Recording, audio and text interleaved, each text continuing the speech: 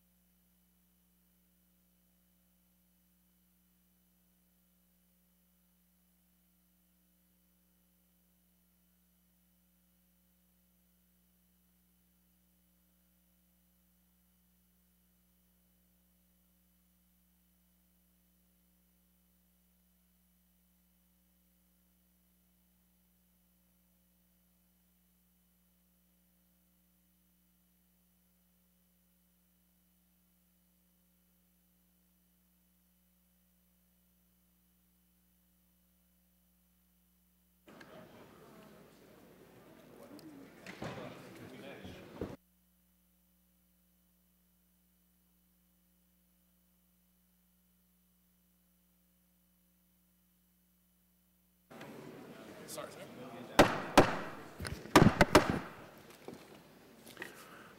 Our next one-person panel features another familiar face to many of us, former Speaker of the House, Newt Gingrich.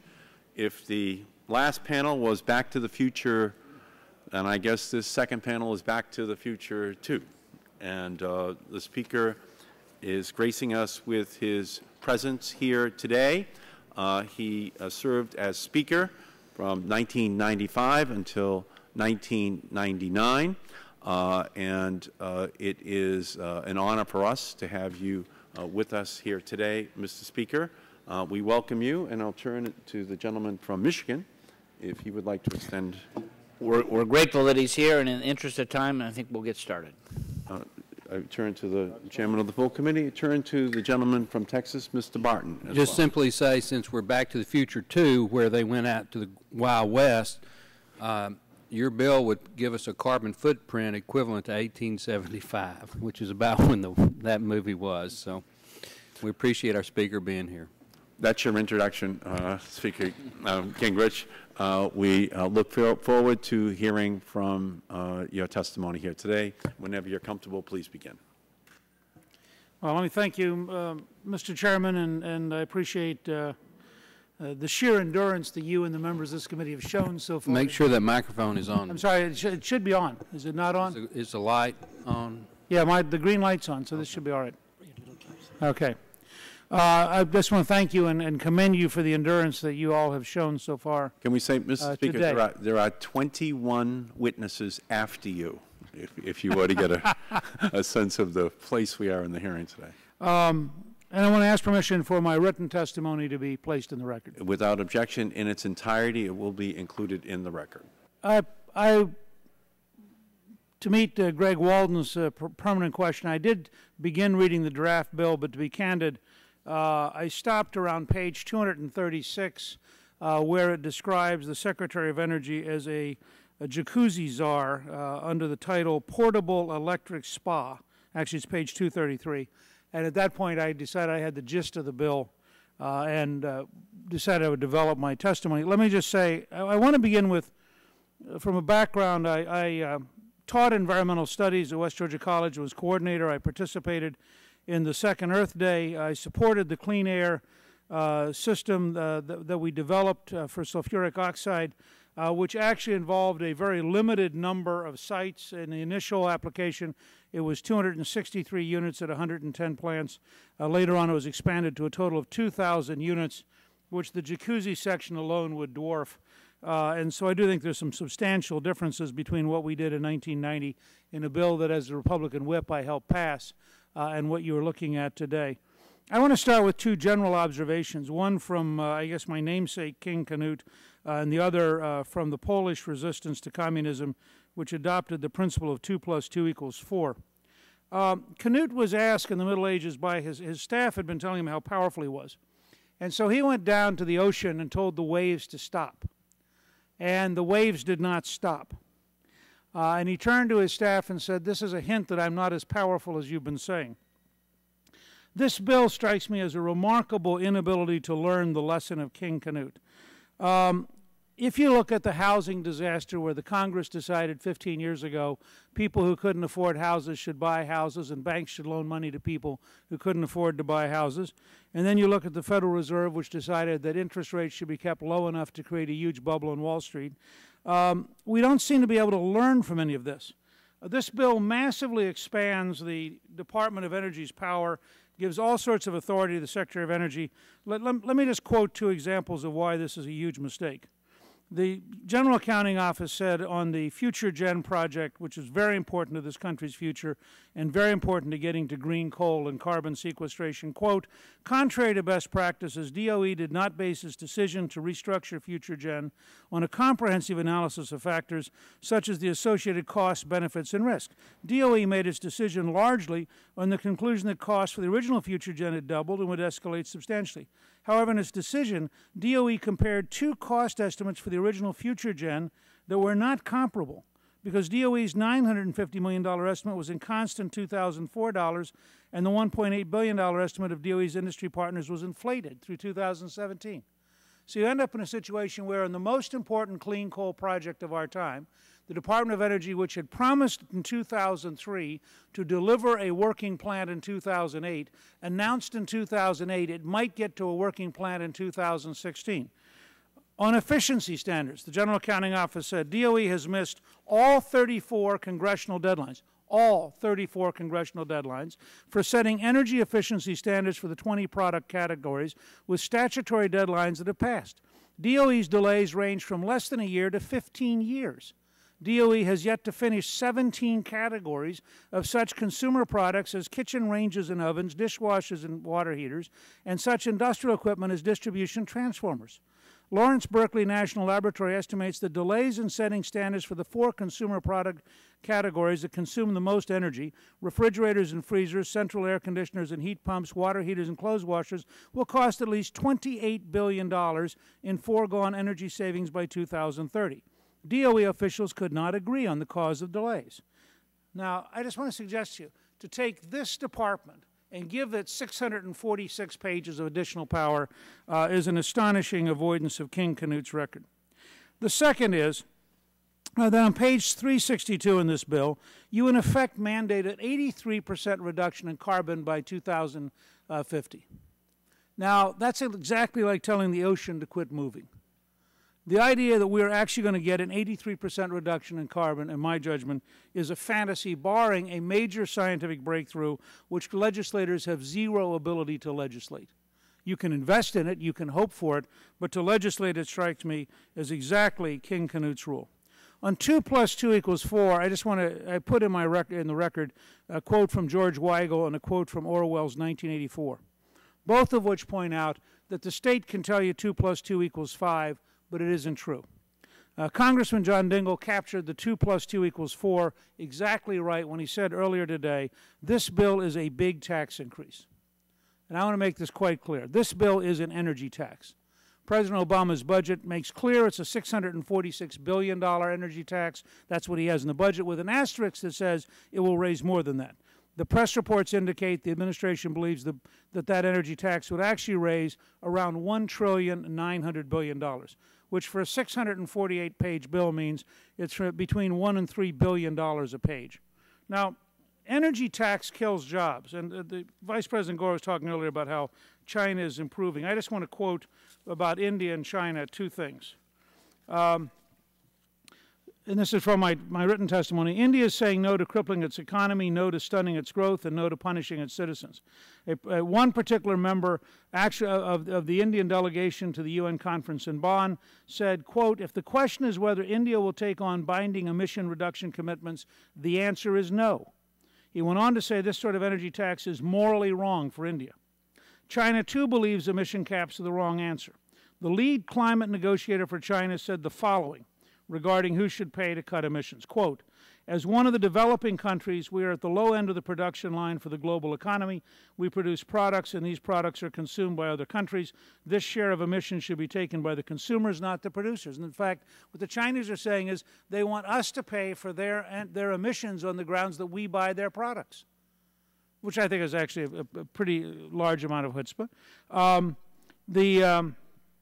As Energy Secretary Stephen Chu has said, quote, if other countries don't impose a cost on carbon, then we will be at a disadvantage. And I think in this economy at this time, that's the number one thing to look at. An energy tax punishes senior citizens. It punishes rural Americans.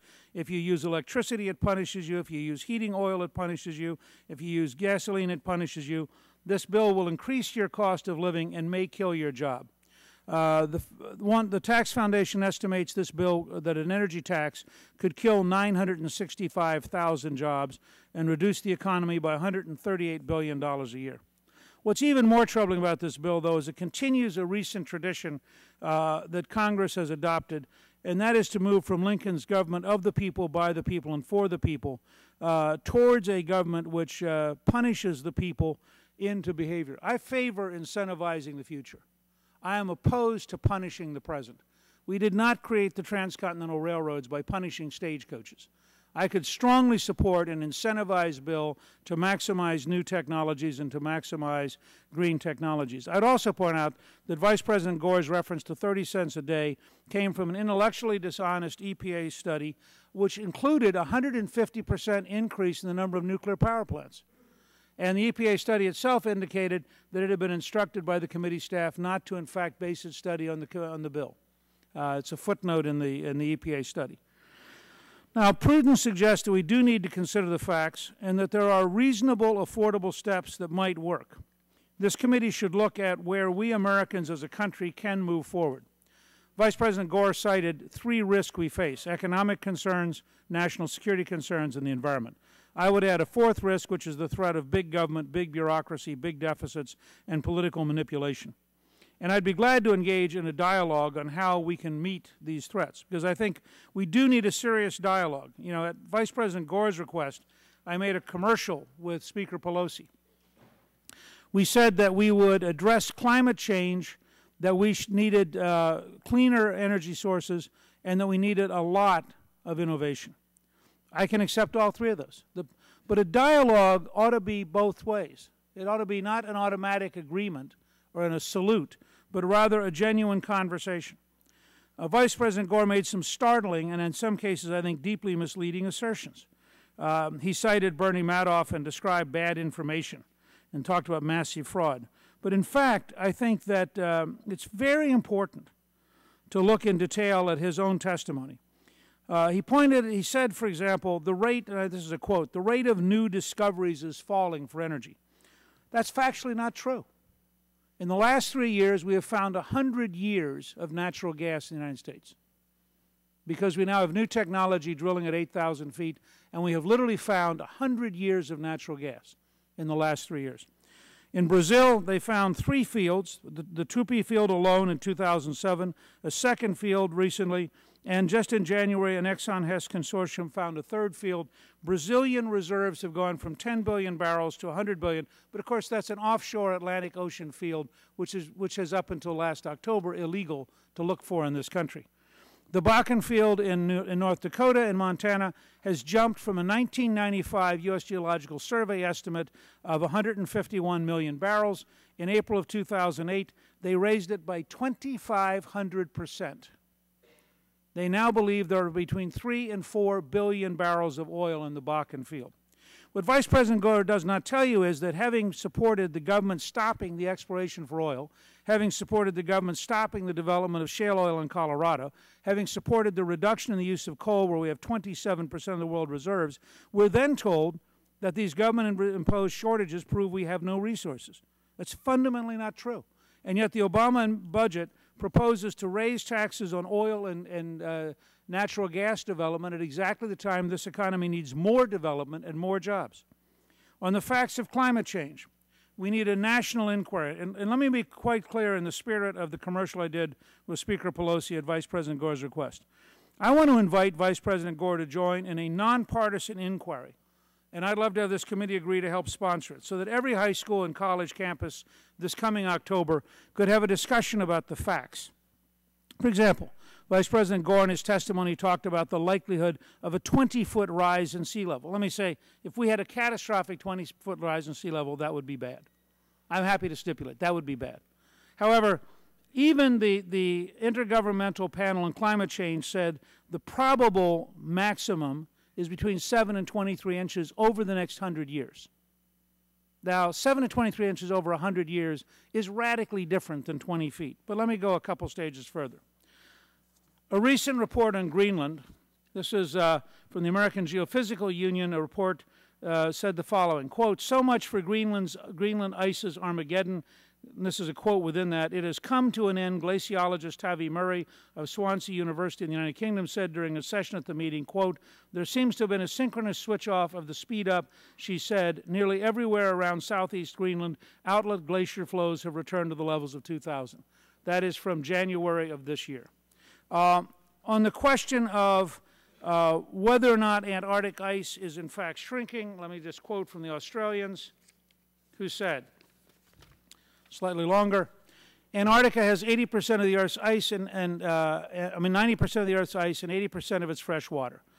According to the Australians, extensive melting of Antarctica ice sheets would be required to raise sea levels substantially. Ice is melting in parts of West Antarctica. The destabilization of the Wilkins ice shelf generated international headlines. However, the picture is very different in East Antarctica, which includes the territory claimed by Australia. East Antarctica is 4 times the size of West Antarctica, and parts of it are cooling. The Scientific Committee on Antarctic Research report prepared for last week's meeting of Antarctic Treaty Nations in Washington noted the South Pole had shown significant cooling in recent decades. Australia Antarctic Division Glaciology Program head Ian Allison said sea ice losses in West Antarctica over the past 30 years had been more than offset by increases in the Ross Sea region, just one sector of East Antarctica. Sea ice conditions have remained stable in Antarctica generally, Allison said. So, ice core drilling and the fast ice off Australia's Davis Station in East Antarctica by the Antarctic Climate and Ecosystems Cooperative Research Center shows that last year the ice had a maximum thickness of 1.89 meters, its densest in 10 years, close quote. Finally, on coral die-offs, it's hard to understand why carbon dioxide or current temperatures would lead to coral die-offs.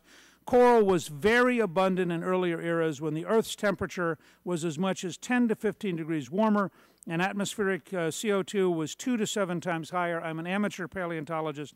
I would be glad to take the Vice President to the Smithsonian or the American Museum of Natural History, where we can look at all sorts of marine invertebrate life, which is collected as fossils because, in fact, they use carbon quite effectively.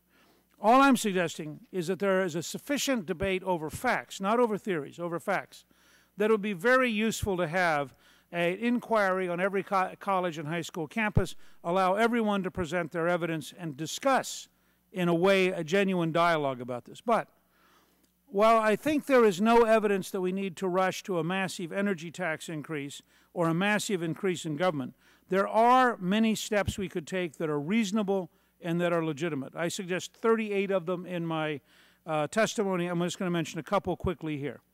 First, I think we should rebuild the American economy with American energy, both for jobs and for national security. I think it is very important that we have a pro-American energy bias in our system.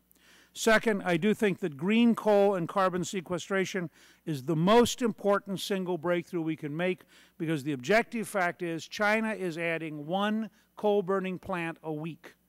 There's no evidence they're going to slow down. And unless you get to an affordable green technology for coal, there is no possibility that American developments are going to affect the volume of carbon in the atmosphere, because the Chinese will more than offset any savings we have. Third, I think that enhanced oil recovery as a component of carbon sequestration could lead to up to 100 billion barrels of additional oil coming out of existing fields, which is a key answer to the peak oil question, which creates jobs in the U.S., keeps money in the U.S., helps our foreign exchange rate, solves an environmental challenge while also solving an economic challenge. Fourth, the U.S. should expand the use of biofuels, including ethanol. And I agree with 2 questions. One, on page 8, why would you exclude biomass from federal forest lands? I mean, I think makes 0 sense in terms of the sound management of federal forest and in terms of biomass. And second, on page 110, why would you exclude energy from municipal waste? If we can get methane production from municipal waste, why isn't that a totally legitimate use of biofuel on a renewable basis? Number 5, you should add a section on nuclear energy. I thought the dialogue between the committee and Vice President Gore was fascinating. China has the largest nuclear building program in the world. Now, if the Vice President wants to come here and tell this committee he's encouraged by China, then he has to confront nuclear energy. The French produce 80% of their electricity from nuclear energy. If we match that, we would take 2,100,000,000 tons of carbon dioxide a year out of the atmosphere. The fact is that Vice President Gore mentioned one-off reactors. That's entirely a function of government policy. If we wanted to, we could follow the Japanese and Canadians, develop a clear model of a routine, repetitive nuclear reactor, build a huge number of them. If you want to lower the cost of building nuclear power plants, streamline the permit system and streamline the litigation system, bring American production down to the rate of Japan or France. It takes 5 years to build a nuclear power plant in Japan. It takes 15 to 20 if you can get past the litigation in the United States. And finally, any notion that civilian development of nuclear reactors by the United States has any impact on nuclear weapons worldwide, I think requires you to ignore that North Korea and Iran are doing quite fine on their own, and they don't seem to have any need for an American nuclear program to develop their nuclear weapons. Sixth, I want to just close by recommending something that, not just to this committee, but to the whole Congress. And this may be bolder than anything that's in the current bill. We are on the edge of a huge opportunity in science. There's going to be 4 to 7 times as much new science in the next 25 years, 65% of it coming outside the United States. We have more scientists alive than all of previous human history. They are every year getting better computers and better instruments. They're connected by email and by zip code, by email and by cell phone. Today, they are then connected to licensing and venture capital and royalties, so they can move from the laboratory to the market more rapidly than ever.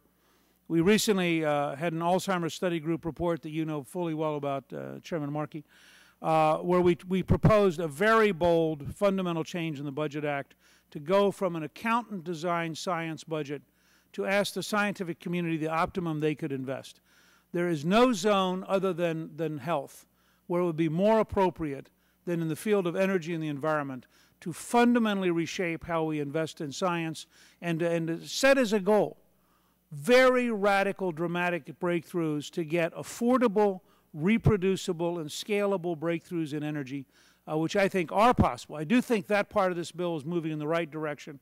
I would love to find a way to design a very bold breakout, whether it's hydrogen, new materials technologies, or a variety of other things.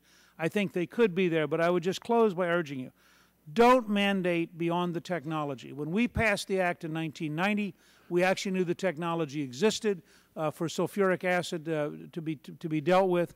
We didn't, and we did it for a very limited number of sites. This is a fundamentally different question, and it threatens the entire American economy. But I appreciate very much the chance to be here. We thank you, Mr. Speaker, very much. We'll begin by recognizing the chairman of the full committee, Mr. Waxman.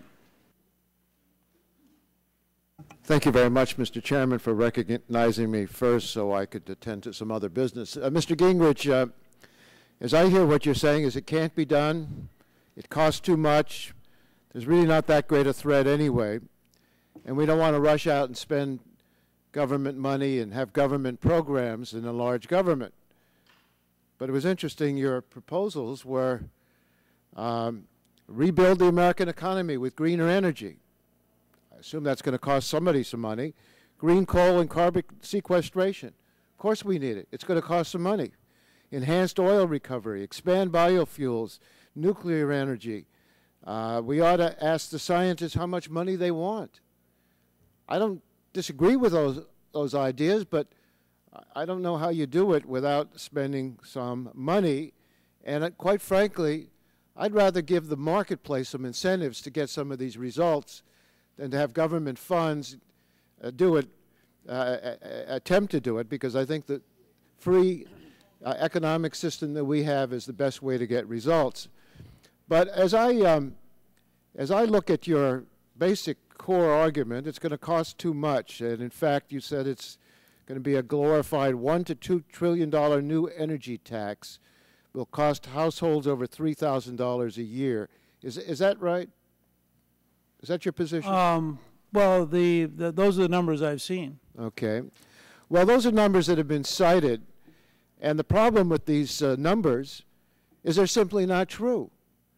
Republican members have cited this before in other hearings, and they say that this is supported by an MIT study. But the author of this study, Dr. John Riley, said the estimate is a gross exaggeration, that his study is 2 years old, uses outdated data, examines a different piece of legislation. I'd like to enter into the record, Mr. Chairman, 2 letters that Dr. Riley sent to Minority Leader Boehner explaining that Republicans are mischaracterizing his work. Just yesterday, Dr. Riley confirmed that, quote, the Republican approach to estimating the cost of cap and trade is just wrong, end quote. EPA analyzed the objection will be included in the record. The cost of the bill that Mr. Markey and I proposed, and this analysis says the bill will cost the average family less than 40 cents per day. When the American people hear statements that you have made, they get scared, which is exactly what I think is intended. Let's scare people. This is not a new tactic. I remember over the years we've heard it over and over again from industry. 20 years ago, when we were doing the Clean Air Act, opponents of the acid rain provision said it would bankrupt the utility industry. In fact, we cut emissions in half at a fraction of the cost the naysayers predicted. They said it was certain that we lose the air conditioning in our office buildings, and that we simply couldn't make cleaner automobiles. All of these predictions turned out to be completely inaccurate. I believe that you are trying to give us a false choice. Our economic future and clean energy are inextricably intertwined. The economy that will grow the fastest in this century will be the one that makes the greatest investment in new energy technologies. Nearly 40 years ago, this committee passed the original Clean Air Act, and since that time, in 40 years, we reduced dangerous air pollutants by 60% or more. You acted as if it would be incredible that we can reduce carbon emissions by huge numbers. Incredible. Yet we did that under the Clean Air Act, and during the same period, our population has grown by 50% and our economy by over 200%. There aren't that many of us in the room who were here when we did the Clean Air Act. I don't know if you certainly weren't here in 1970. You were here in 1990. We heard all of these scare tactics firsthand, and what the Congress did on a bipartisan basis is we let common sense prevail. We acted decisively to clean up air pollution, and our nation has benefited ever since. And I would suggest that your ideas are not bold. They're a repeat of the old scare tactics. Let's get the American people really scared. The Democrats are going to charge you more money than it's impossible to achieve. Why, only the South Pole on one side is sinking and the other side not. I just think that the American people ought to see through what you have to say. And I would hope you would not go to every campus to give your speeches, but urge Republicans and Democrats to work together. Just don't attack Gore and attack the president and attack the Democrats. Work with us. And if you don't think it's a problem, then I don't know why you're even giving us those 6 or 7 solutions, because I think there is a problem, and you ought to face up to us and help us solve that problem. My time has expired, and yield back the time. Am I allowed to respond? Yeah, the gentleman would be allowed to respond. Sure. Well, I didn't ask a question, and I don't mind if he responds, but the rules that I understand we've always had is members have 5 minutes to either ask a question, and I asked you one up front, and then to say whatever we want to say. Mr. Chairman. I would certainly think you ought to be able to respond if you want to, but that's going to be up to the committee to violate the rules and give you an extra privilege that other people have not had. Mr. Chairman, we have the gentleman's time has expired, but I can recognize parliamentary inquiry, or asked to speak out of order. Either one. The gentleman is recognized for that purpose. The chairman of the subcommittee explicitly gave Vice President Gore earlier today the opportunity to respond to Congressman Radanovich's statement, which wasn't a question. And Mr. Markey. Well, in that case, if the gentleman would yield, I'll ask unanimous consent that the Mr. Gingrich be given 3 minutes to respond. Well, he should just be given we should give the Speaker of the House the same courtesy we gave the Vice President of the United States. I can do it in much less than 3 minutes. Let me just say, first of all, that the $6 billion tax increase comes out of the Obama budget and has an asterisk indicating it will be more than that. That's not my number. That's the President's Director of the Budget's number. Second, he said that's how much would come in a cap-and-trade program that would be then redistributed. Yes, but it's in the budget, so it could be redistributed. So you take money and you redistribute it. Could be redistributed. Okay, and you propose some redistributing of dollars as well. On the MIT study, where does your money come from? I'd ask permission, if I might. Where does your money come from? For your ideas here, where is the money going to come from that we're going to transform the American economy with American energy. Oh, look, I think when you pass... Where is it going to come from for green coal and carbon sequestration? That's an expensive proposition. We've got to do it. We've got to invest in it. Where is the money going to come from to transform the way scientists are able to do their work? First of all, in a Congress which passed a $787 billion stimulus without reading the bill, I think we can find the money. I'm perfectly happy to work together to find the money. Second, I've never said I'm against the government incentivizing change. I'm against the government punishing change. Third, I would like to put in the record a recent article in the Weekly Standard called Fuzzy Math, which is actually John McCormick's conversation with the MIT professor. And in terms of citations, I would cite $10,800 cost per family of 4 by 2020, according to a Laffer study, $2,700 per family of 4, according to Wharton Econometrics, and $750 per year for the poorest quintile, according to the Center for Budget Policy Priorities, as some of my sources. Mr. Chairman, I don't object to any of those going in the record, but Mr. Gingrich, I'm sure glad you're not in charge of foreign policy. Do you think the only way to incentivize a country is by offering them more and more carrots? You know, you've got to have some threat. And sometimes you have to say, to incentivize you, we're going to give you some assistance, but there are going to be consequences. Mr. Chairman, I don't think of American citizens the way I think of foreign dictators, and I don't think this Congress should punish the American people. I think this Congress has every right to reward the American people, but I don't think Lincoln's government of the people, by the people, and for the people should be turned into a government punishing the people, and that's a major difference. Lastly, I'd point out that in the EPA analysis of your bill's not complete. And the EPA analysis included a 150% increase in nuclear power, and there's no nuclear power section of the bill.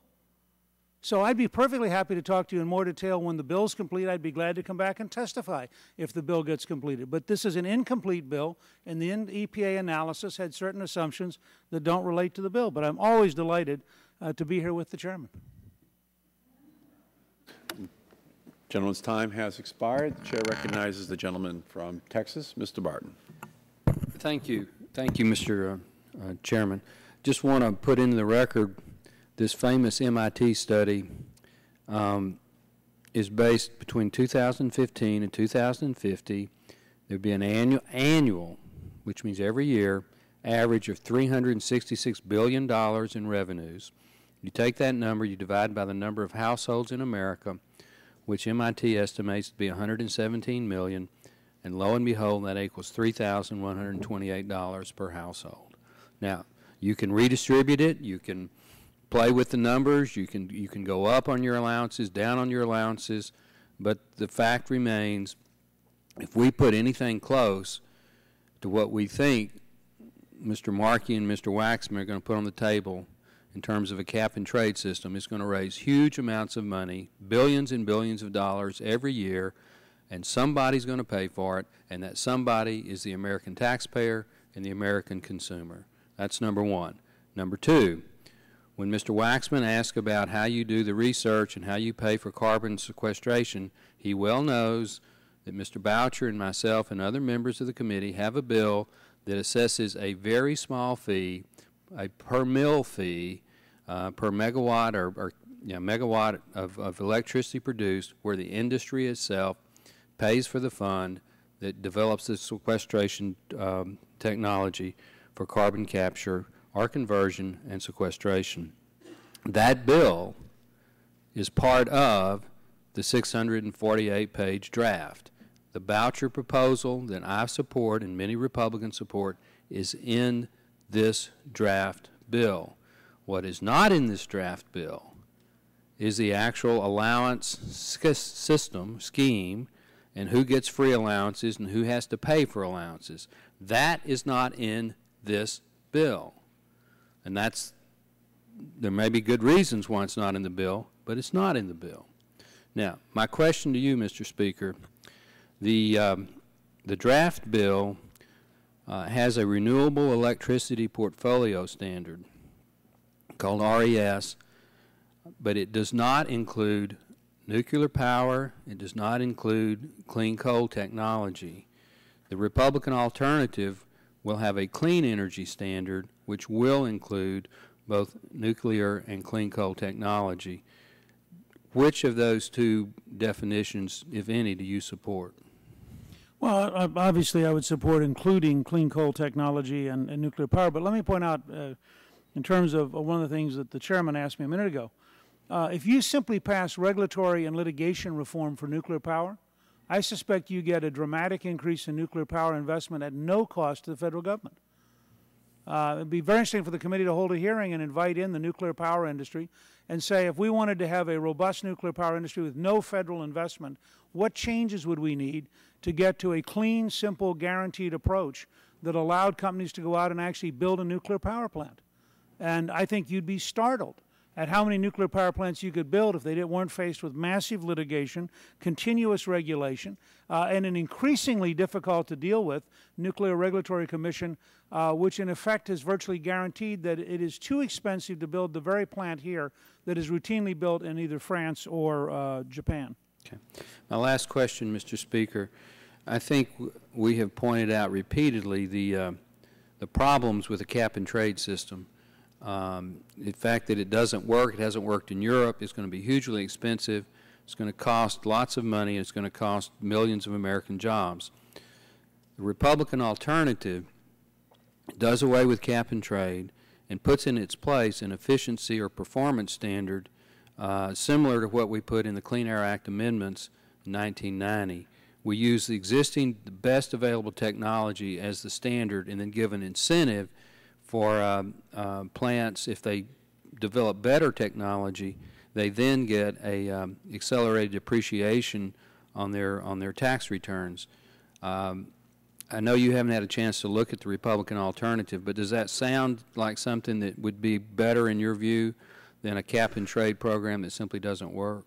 Look, I think the history of America is that when you reward people, when you have prizes, when you have incentives, you can get extraordinary levels of entrepreneurial energy and an amazing amount of inventiveness. And historically, whether it was prizes for airlines, for aviation breakthroughs in the 20s and 30s, or it was the grants of land in order to build the railroads, the Transcontinental Railroad in the 19th century, we have been very successful as a country in incentivizing the future. We are not very effective when we either bureaucratize it or punish the present. Okay. Thank you, Mr. Speaker, and thank you, Mr. Chairman. All right, gentleman's time has expired. The chair recognizes the gentleman from Washington State, Mr. Inslee. Thank you. I must say this has been surprising testimony because I think many people will ask what happened to the old Newt Gingrich. We expected an optimist, someone who believes in the creative power of the American economy, but we've had a sudden attack of pessimism that we can't solve this problem. And I want to ask you some questions about that. Perhaps we can put up a chart here on this screen about some questions you were asked on February 15th, 1970, if we can get the first slide up. You were basically asked, you're going to help us out there, I hope. You were basically asked if you supported a cap on carbon in 1970, which basically is what this bill is. This is, excuse me, 2007. And you said, and I'm just going to read several of your quotes, you said, I think that if you have mandatory caps combined with a trading system, much like we did with sulfur, and if you have a tax incentive program for investing in the solutions, that there's a package that's very, very good. And frankly, it's something I would strongly support. This bill is exactly that package. It is a mandatory cap. It protects Americans from unrestrained pollution. It is exactly what we did for sulfur dioxide. And we'll put up the next slide, please. We'll just take some, just so you'll know I'm not just picking these at random. In the same interview, you said the caps with the trading system on sulfur has worked brilliantly. It has brought free market attitudes, entrepreneurship, and technology and made it very profitable to have less sulfur. So people said, wow, it's worth my time and effort. Next slide, please. You went on to say, and I'll read this. I think, I'll just read the last paragraph. I think that we're right at a tipping point where you could begin to imagine the development of an entirely new generation of systems, where you had a combination of a carbon cap with a trading system. You had prizes for the invention of major breakthroughs, and you had incentives for investing in the new breakthroughs and accelerating their use and their development. And you could imagine a world 15 years from now that is dramatically greener than the world we're currently in, close quote. Now, the bill that we're working on does basically what you said you wanted to see happen in 2007. It is a mandatory cap. We are no longer allow polluting industries to put pollution in unlimited amounts into the atmosphere. And we are going to require polluting industries to pay some amount for the right to put pollution into this atmosphere.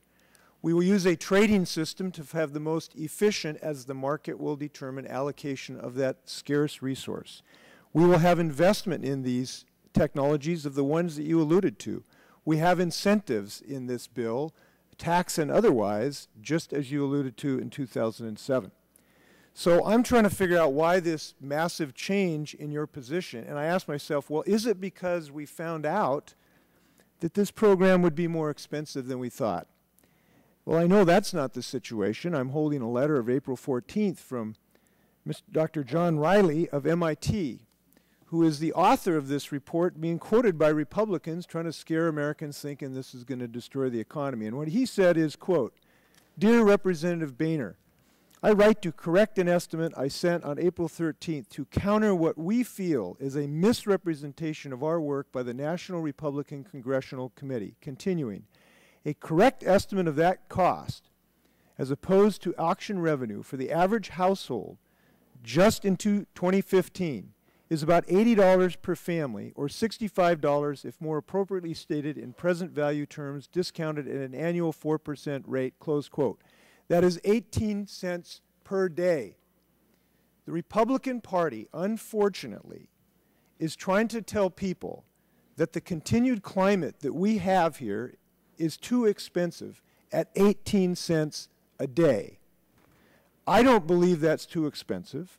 I also believe it could end up being cheaper given the enormous technological creativity of our economy. So I'll just ask you this, just a very, very simple question, Mr. Gingrich. Do you believe a dramatic reduction by use of a cap-and-trade system that would cost Americans 18 cents a day is too much to pay to save the planet? Well, as I said earlier, I think 2 plus 2 equals 4, and if you think that the $646 billion Obama tax increase in his budget can be translated into 18 cents a day, I think you probably think 2 plus 2 equals 700. The fact is, the cap-and-trade system I supported in 1970 affected 263 units, and at its peak affected 2,000. Now, if you want to write a bill that covers the 2,000 most polluting places and say, fine, those 2,000 are part of cap and trade, I'd be glad to look at it. Could I ask you include, as I said in the, if you include, as I said in that quote, very strong incentives, I'd be glad to look at it. If you include prizes, I'd be glad to look at it. If you would liberate the nuclear power industry from trial lawyers and regulatory controls, I'd be glad to look at it. This bill does none of those things. This bill actually has the Secretary of Energy regulating jacuzzis. Now, the idea that we're going to have a cap-and-trade system that regulates jacuzzis strikes me as close to being nuts. Could I just really would like you, I'd like to know what you think about this. By the way, the only jacuzzis this will regulate will have to produce 2,500 megawatts of energy, okay, to be covered. So you don't have to worry about jacuzzis. But just let me ask you this question. In your opinion, do you believe 18 cents a day for the American family is too much to save the planet? You can give us your thoughts about that. What do you think? I think if you could convince anybody that that's the real price, I said a while ago, then explain the $646 billion that's in the Obama budget. I mean, well, if you and the president have an argument, you don't have an argument with me. I'm citing the president. Let me just ask you, let me ask for a second, because maybe I misunderstood, so maybe you can help me, Congressman Inslee. On page 233, line 5, portable electric spas. Now, I don't know what a portable electric spa is. I was told it was a jacuzzi. But that's in this bill, page 233. Now, that's why I said, when I got to that point, I quit reading the bill.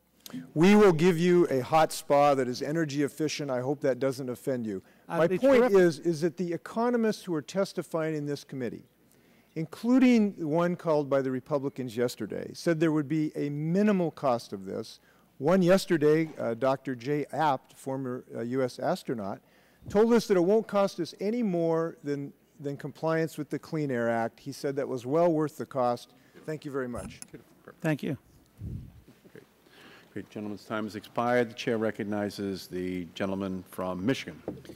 Thank you, Mr. Chairman. I just want to go back to John Dingell's statement earlier this morning when he said that cap and trade is a tax, and it's a real big one.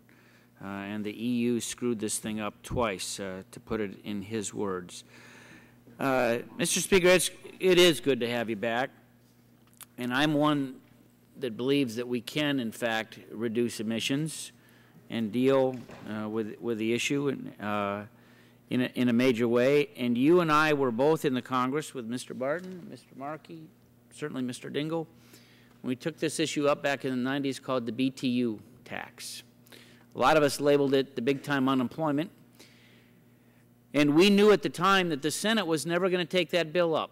But somehow we had a march in the House.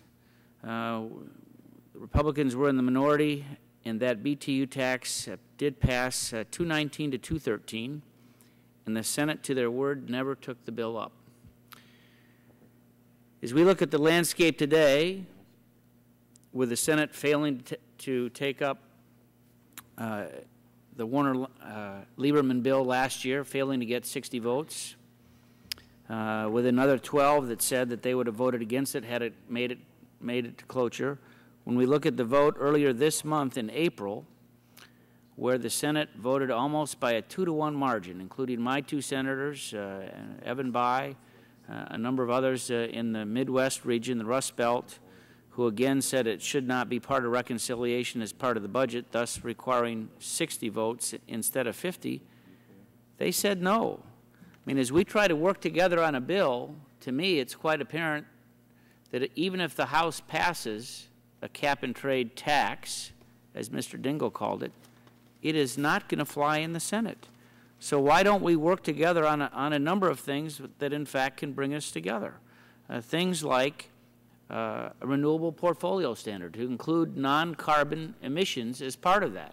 30 states have moved forward, Michigan among them, Texas among them, presume Massachusetts among them. But as we look at the list of states with a high percentage of carbon-based fuels, we look at Massachusetts at better than 90%, Michigan 86%, Texas at 95%, even Wyoming at 97%. I think it's clear that we can take a number of steps to focus on renewables, and we ought to make sure that waste to energy is part of that. We ought to make sure that wind and solar incentives are there. I'm one that believes that nuclear, which of course has no greenhouse gas emissions, we ought to be looking at that as part of that portfolio. And I'm convinced that we'll have a bipartisan majority on a number of those issues where we can, in fact, move that legislation, ultimately getting to the President's desk. You've made some good points about nuclear, and it's not part of this bill. I intend to work with Republicans and Democrats to add that title to the bill when we get to markup in the next week or two. I want to make sure that we don't have caps on emissions before we have technology that can actually make sure that we get to those. What is your sense in terms of the argument that I raised this morning about the WTO? Would that be a good idea to have an off-ramp?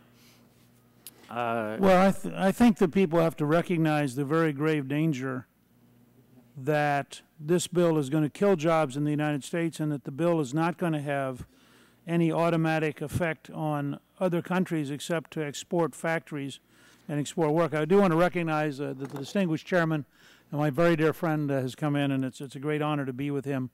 And we did many different things together over the years. Most of them, I have to say, for the good, I would like to think, for the country. But I do think his testimony this morning, or his comments this morning when he was talking with the Vice President, with Senator Warner, this is a tax, and here's the core challenge that I find fascinating. And it's something which Mr. Butterfield, I thought, alluded to in his questions earlier, and that Ms. Sutton alluded to. The argument is that we have to raise the cost in order to get people to transition out of fossil fuels because fossil fuels are inexpensive. Okay, that's a legitimate argument.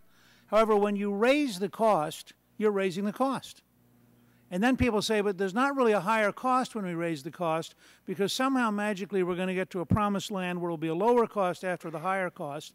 But if you're a normal person in this economy, if you've looked at us lose millions of jobs, if you're worried about your marginal last dollar of your income, the fact that eventually someday we'll reach nirvana may not comfort you while you go broke. And I think that the challenge for everybody who wants to punish us into change is to understand the people you're trying to punish are the American people. I'm very much in favor, as I think you are, Mr. Upton, to incentivize us into dramatic change. I think you could write a bill that would be truly bipartisan, that would have a dramatic number of breakthroughs in getting to a cleaner environment and to less carbon in the atmosphere. But it would do so in a positive way, and it would do so by incentivizing rather than punishing, and it would do so in a clean way that did not require a massive expansion of government bureaucracy. Thank you. Gentleman's time has expired. The chair recognizes the gentleman from Michigan, the chairman emeritus of the committee. Thank you. I'd like to begin by welcoming my old friend, Mr. Gingrich, back. Glad to see you here, Newt. I share your concern on the points that you have raised as you've gone over these matters. The question of competitiveness in this matter is a very important one. The question of how it is we're to address this business of global warming at the same time while we're dealing with the other questions of preserving competitiveness is a matter of great concern. China and India, as you have indicated, have indicated that they're going to be developing countries for always, and that means we have some problems. There are others who are out from under the burdens of this under the Kyoto Agreement and who have a potential for a large advantage over the United States. These things I find are very, very troublesome to me. And so the first question is, how do we see to it that we don't be the only country in the world which carries this load? How do we, for example, address the questions of trade? How do we, for example, address the questions of dealing with the business of cap and trade so that it doesn't impose excessive burdens on our people while letting others get away? What do we do with regard to addressing these concerns within the framework of a global cap and trade package, but also within the framework of things like GATT and the WTO? Well, let me say, first of all, Mr. Chairman, you know full well in Michigan, in the area that you've represented so ably, what the pain has been of unemployment and of competition killing jobs. I worry a great deal. The European experience was captured in one study in which a cement plant left Belgium under cap and trade and opened up in Morocco, actually emitting more carbon in Morocco than it was originally emitting in Belgium, taking the jobs away from Belgians and giving them to Moroccans. And I do worry that if we unilaterally adopt this, that it will be a disaster. Now, Vice President Gore, for example, was very optimistic about the Chinese. You know, it might be useful to offer an amendment that said that the cap and trade section of this bill would only go into effect when it was certified that the Chinese had adopted a comparable program. I think that would be one way to guarantee that I think it would probably never go into effect, but B, that we wouldn't be kidding ourselves about what we're going to do to American jobs. In this economy, Chinese, when I was at Kyoto, told me that they were that they were a developing country, they were not going to be covered by the agreement, and that they would never be covered by the agreement because they're always going to be a developing country. And I'm a witness to that. That really happened. Yeah. Now, the problem that is our concern here is we have to do something about the wasteful use of energy in this country. And I desperately want to support this bill, principally for that reason. But the question is if we have this nasty balancing.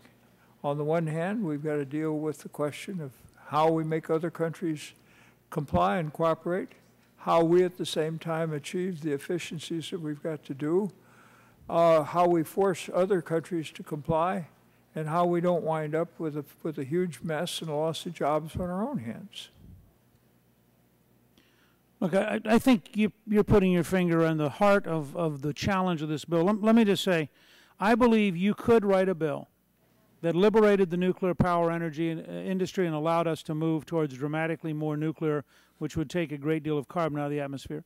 I believe you could write a bill which dramatically incentivized moving towards a green coal system of carbon sequestration and using the carbon then to have enhanced oil recovery. I think you could write a bill which had a very substantial increase in research and development for materials technology, for hydrogen, and for other breakthroughs. And I think, frankly, you could move ethanol from 10 to 15% of all liquid fuels, and you could move towards a much better use of natural gas. And the combined effect would both dramatically increase the American economy, reduce the amount of carbon loading in the atmosphere, create a lot of American jobs, and improve our national security. None of the things I just mentioned requires a national federal bureaucracy to micromanage jacuzzis, and none of the things I just mentioned requires punishing anybody. And I think that's got to be part of the key. We have to, in a world market, when we unilaterally punish Americans, we cripple the American worker in competing with our foreign competitors. All right, now, I got one other question. You and I have been floundering around in this morass for a long time, and both of us have seen our concerns and interests and feelings change. In April 2007, you had some comments on this, and in April 2008, you had some other comments. In 2007, you said, my message is that evidence is sufficient that we should move towards the most effective possible steps to reduce the carbon loading of the atmosphere and do it urgently. In April 2008, you said, I want to be clear, I don't think that we have conclusive proof of global warming, and I don't think we have conclusive proof that humans are at the center of it. How do we rhyme those two statements? Well, Mr. Chairman, first of all, I believe, and I went on to say, as a conservative, I think conservation and caution are part of being a conservative. And I think that as a prudent person, you can take steps to limit carbon loading of the atmosphere without having conclusively proved anything about the causality of whether carbon loading has any effect on the temperature of the Earth, because I think, frankly, it's clear that, as Mr. Barton earlier indicated, that there has been an increase in carbon loading of the atmosphere, and there will probably be a continuing increase. In the interim, I also wrote a book called Contract with the Earth, and I believe that one of the reasons I volunteered to come here today is I believe if we can find an incentivized, positive way to move to a new generation of greener energy, and if we can find a way to do it that increases the competitiveness of the American economy, it is absolutely in our national security interest and our quality of life interest to do it. And so I do think that there are practical steps we could take, and I would associate myself with Mr. Upton's description of the kind of bipartisan bill that I think could have very widespread support, that would help Michigan create jobs, it wouldn't kill more jobs, and it would actually expand the choices of the American people. It wouldn't try to punish them into change. Thank you. It's good to see you back. Good to see you, sir. Okay, gentleman's time has expired. The chair will recognize himself. You asked, Mr. Speaker, what would the nuclear industry ask? Well, I can tell you that they asked this committee in 1992 to combine the construction and operating license. We did that. That was the 1992 Energy Act. In 2005, President Bush, Republican House and Senate, they asked the nuclear industry, what do you need? They said, well, we need to consolidate the licensing proceedings for modular nuclear reactors. That's exactly what was in the 2005 Energy Act. But in addition to that, we have authorized the Price-Anderson Act for them for 25 years to protect them against insurance exposure, because they're the only industry that cannot, in fact, get insurance from the private sector. That we enacted a production tax credit for the nuclear industry. We enacted a tax credit that allows all nuclear power plant owners to deduct the cost of the money they put into their nuclear power plant decommissioning funds from their taxes. We authorized the DOE to assist companies in helping to get their power plant licensing requests through the NRC. We authorized a wide-ranging DOE R&D program in nuclear power plant technologies. And perhaps most importantly, and this is what they say is absolutely the bottom line need that they have, we authorized a $50 billion government-backed loan guarantees for the nuclear industry and other advanced technologies, which means that if the utility defaults, the American taxpayer is on the line for the money, which is the system in France and China. They're socialist and communist countries. We adopted that provision for them.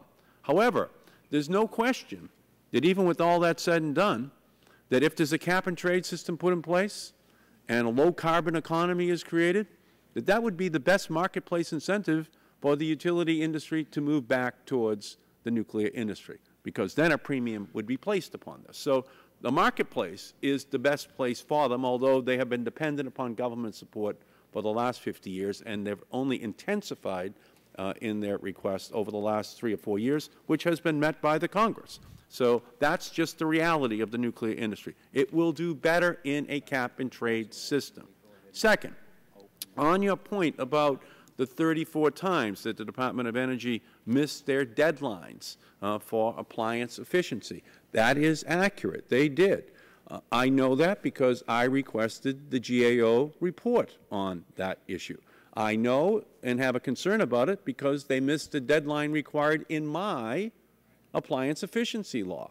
Now, without question, that led to an additional dozens of power plants that had to be built, fossil fuel plants, in order to generate the electricity for those appliances. However, the reality is, in addition, that when you were Speaker, there was actually a rider that barred adoption of any new or revised appliance efficiency standards, and a second rider actually barred any new standards for fluorescent light bulbs.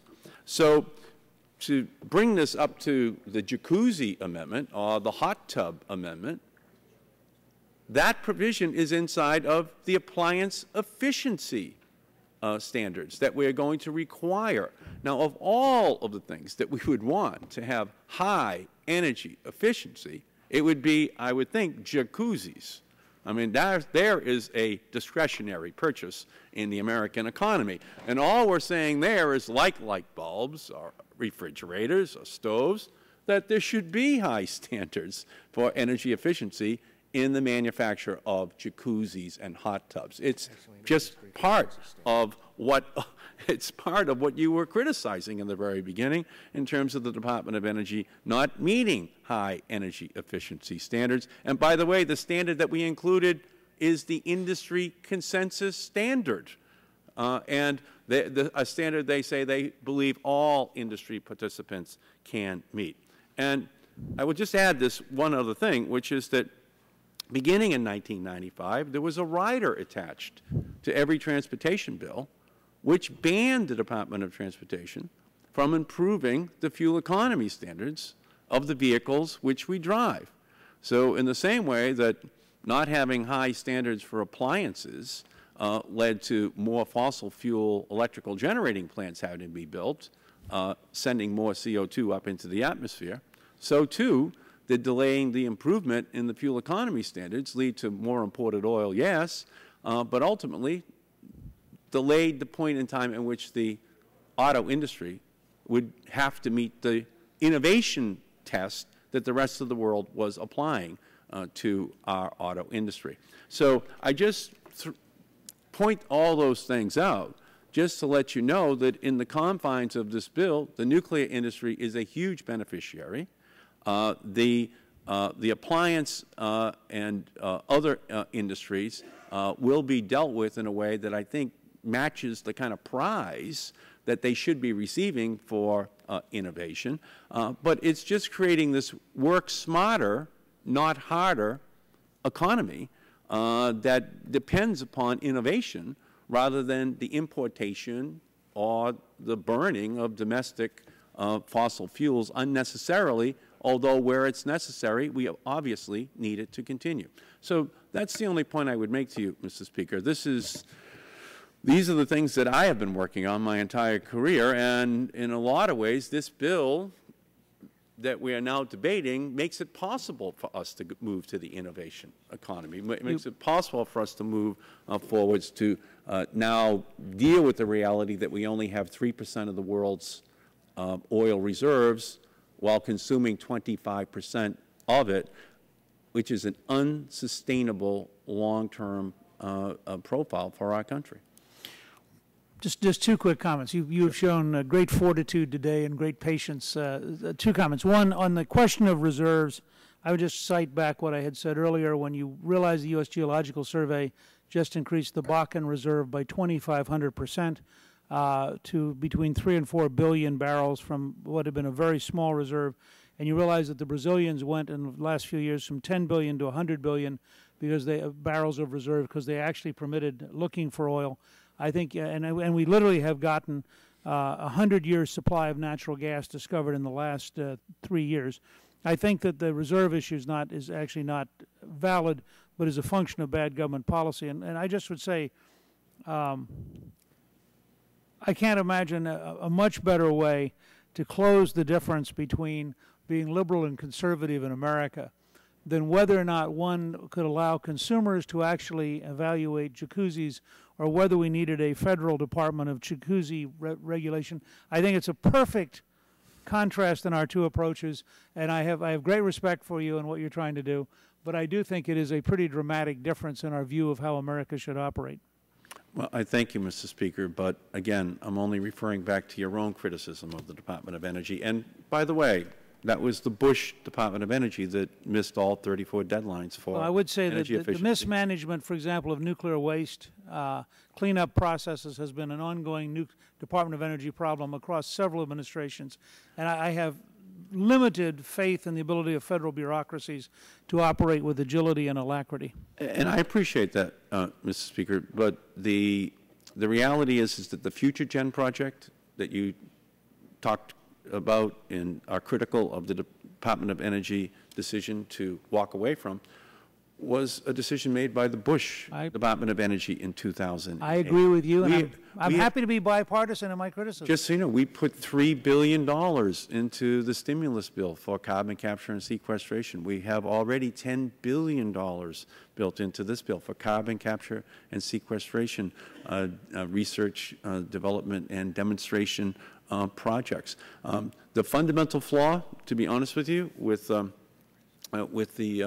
nuclear waste site, because I was here, I was actually chairman of this subcommittee back in that era, was that rather than listening to the National Academy of Sciences, this Congress back then in that time decided that they would pick Yucca Mountain in Nevada, ignoring the National Academy of Sciences. So it was not a science-based decision. It was strictly political. And that's what we're now reaping the harvest of, because whether you put something near a river, near an earthquake fault, you're going to wind up long-term with real problems if you're trying to isolate nuclear materials for 20 or 30,000 years. So we're hoping that we can create a bridge here. We're hoping that we'll be able to work together, Mr. Speaker, with Republicans on this issue to find a way that we can move forward, because in the long run, we only have 3% of the world's global oil reserves. Even if it became 4%, we now consume 25%. And it's, in the long run, incumbent upon us to find a technological solution to it. And the quicker that we get to it, the quicker that we put in place the incentives for market-based, science-based breakthroughs, then I think the sooner that we will be able to tell those countries around the world that we import 13 million barrels of oil from on a daily basis, that we don't need their oil any more than we need their sand. But there's no way we're producing an extra 13 million barrels of oil a day. We only produce 8 million barrels of oil a day today. Really? So we need a plan in place in order to be successful. And we want to really work on a bipartisan basis with Democrats and Republicans to accomplish that goal. It is an honor for us to have you with us today. I would like to conclude by giving you an opportunity to give us your closing thoughts, your comments in terms of what you want us to remember as we go forward with the consideration of this legislation. Well, first of all, I'm very honored that you let me come over and share these ideas with you, and I'm very grateful for the patience and the length of time you've put in today. I would say that there is a way to develop an incentivized and a positive approach that can accelerate dramatically our moving towards more effective energy systems. I think that to the degree we divert that into trying to build a national bureaucracy and trying to create a national managed system, that it is likely to carry us down a road we don't do very well. And I agree with what Chairman Dingell said earlier this morning, that watching the two efforts by the Europeans has not been very encouraging in terms of the likelihood of designing the system. But I do appreciate the way you've approached it, and I hope that you and Mr. Upton are able to find some common ground on which to write a bipartisan bill. Thank you, Mr. Speaker. And again, it's our honor to have you here with us. Thank you. We have 21 more witnesses to go today. The chairman needs approximately a 3-minute break before we begin the next panel. So we'll stand in recess for 3 or 4 minutes.